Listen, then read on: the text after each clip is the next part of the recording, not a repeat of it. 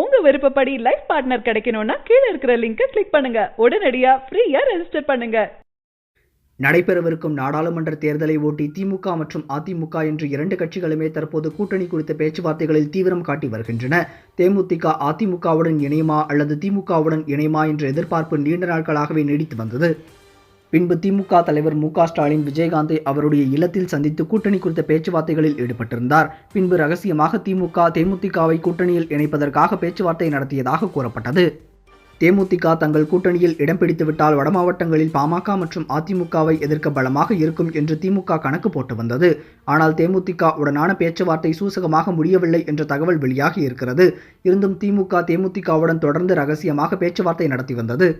இதனால் தேமுதிக எந்த பக்கம் சாயும் என்ற எதிர்பார்ப்பு நிலவி வந்தது. மறுபக்கம் மக்களவைத் தேர்தலில் போட்டியிட தேமுதிக சார்பில் விருப்ப மனுக்களும் விநியோகம் செய்யப்பட்டு வந்தன. மக்களவைத் தேர்தலில் தமிழகம் மற்றும் புதுச்சேரியில் உள்ள 40 தொகுதிகளில் போட்டியிட விரும்புவோர் பூர்த்தி செய்யப்பட்ட விண்ணப்ப மனுக்களை ஒப்படைக்க வேண்டும் என்று தேமுதிக தரப்பில் அறிவிக்கப்பட்டிருந்தது. இந்த நிலையில் தற்போது தேமுதிக உடனான பேச்சுவார்த்தையை திமுக நிறுத்திவிட்டதாக செய்திகள் வெளியாகி இருக்கின்றன. 4 நாடாளுமன்ற தொகுதிகளுடன் இடைத்தேர்தலில் சில இடங்களில் போட்டியிட வேண்டும் என்று தேமுதிக தரப்பு பேச்சுவார்த்தை நடத்தியதாக தெரிகிறது. ஆனால் திமுக தலைவர் ஸ்டாலின் 21 தொகுதிகளை திமுக விட்டுக் கொடுக்க தயாராக இல்லை என்று தெரிவித்ததால் தற்போது தேமுதிக உடனான பேச்சுவார்த்தை தோல்வியில் முடிந்ததாக தெரிகிறது. இதற்கிடையில் விஜயகாந்த் மற்றும் டிடிவி தினகரன் தலைமையில் மூன்றாவதாக ஒரு அணி உருவாகும் என்று எதிர்பார்க்கப்பட்டது. ஆனால் விஜயகாந்துடைய மகன் பிரபாகரன் அனைத்து கட்சியினரும் கூட்டணிக்காக எங்களுடைய காலில் விழுவதாக பேசியிருந்தார். இதற்கு டிடிவி தினகரன் கடுமையான விமர்சனங்களை முன்வைத்திருந்தார். இதனால் இந்த கூட்டணிக்கான முயற்சியும் தோல்வியில் முடிந்தது. இந்த நிலையில் விஜயகாந்த் அமெரிக்காவில் சிகிச்சை பெற்ற பின்பு சென்னை கோயம்பேட்டில் உள்ள தேமுதிக அலுவலகத்திற்கு வந்திருக்கிறார். அங்கு அவர் தலைமையில் நடைபெற்ற ஆலோசனை கூட்டத்தில் கூட்டணி குறித்த பேச்சுவார்த்தைகள் நடைபெற்றிருக்கின்றன. இந்த கூட்டத்தில் தேமுதிகவுக்கு எந்தெந்த தொகுதிகளில் வெற்றி பெற வாய்ப்புள்ளது, எந்தெந்த தொகுதிகளை கேட்டு பெறலாம் உள்ளிட்ட பல்வேறு விஷயங்கள் குறித்து ஆலோசனை நடைபெற்றதாக தெரிகிறது.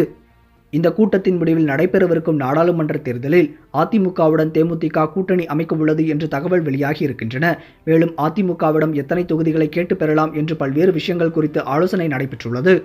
இந்த நிலையில் ஏற்கனவே அதிமுக தரப்பில் பாமகவுக்கு 7 தொகுதிகளும் பாஜகவுக்கு 5 தொகுதிகளும் ஒதுக்கப்பட்டிருக்கின்றன.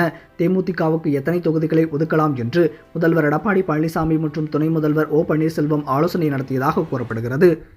இந்த ஆலோசனையின் முடிவில் மக்களவைத் தேர்தலில் தேமுதிகவுக்கு 5 இடங்களும் ஒரு மாநிலங்களவை சீட்டும் ஒதுக்கப்பட்டிருக்கிறது. மேலும் உள்ளாட்சி தேர்தலிலும் கூட்டணி தொடரும் என்றும் தேமுதிகவுக்கு 20% இடங்கள் கிடைக்கும் என்றும் எதிர்பார்க்கப்படுகிறது. தேமுதிக தற்போது அதிமுகவுடன் இணைந்ததை தொடர்ந்து அதிமுக, பாமக, பாஜக மற்றும் தேமுதிக என்று மிகப்பெரிய கூட்டணியாக தற்போது இது உருவெடுத்திருக்கிறது. மறுபக்கம் திமுக மற்றும் காங்கிரஸ் கட்சிகளுடைய கூட்டணி குறித்த பேச்சுவார்த்தை தற்போது நீடித்து வருகிறது. இன்று மாலை திமுகவுடைய கூட்டணி கட்சிகள் எவை என்றும் அவற்றுடைய தொகுதிகள் என்ன என்பதை பற்றியும் பட்டியல் வெளியிடப்படும் என்று எதிர்பார்க்கப்படுகிறது. சரி, இப்போ தேமுதிக தற்போது அதிமுகவுடன் கூட்டணி அமைத்திருப்பதை பற்றி உங்களுடைய கருத்துக்கள் என்ன அப்படின்னும், அது மட்டும் இல்லாமல் திமுக மற்றும் காங்கிரஸ் கூட்டணி அதை பற்றி உங்களுடைய கருத்துக்கள் என்ன அப்படின்றதையும் மறக்காம கமெண்ட் செக்ஷன்ல இந்த தகவல் உங்களுக்கு பிடிச்சிருந்தா லைக் பண்ணுங்க, கமெண்ட் பண்ணுங்க. மறக்காம கீழே இருக்க ரெட் கலர் சப்ஸ்கிரைப் பட்டனை பிரஸ் பண்ணி டாப் நியூஸ் சேனலுக்கு சப்ஸ்கிரைப் பண்ணுங்க. நன்றி, வணக்கம். உங்க விருப்பப்படி லைஃப் பார்ட்னர் கிடைக்கணும்னா கீழ இருக்கிற லிங்கை கிளிக் பண்ணுங்க. உடனடியா ஃப்ரீயா ரெஜிஸ்டர் பண்ணுங்க.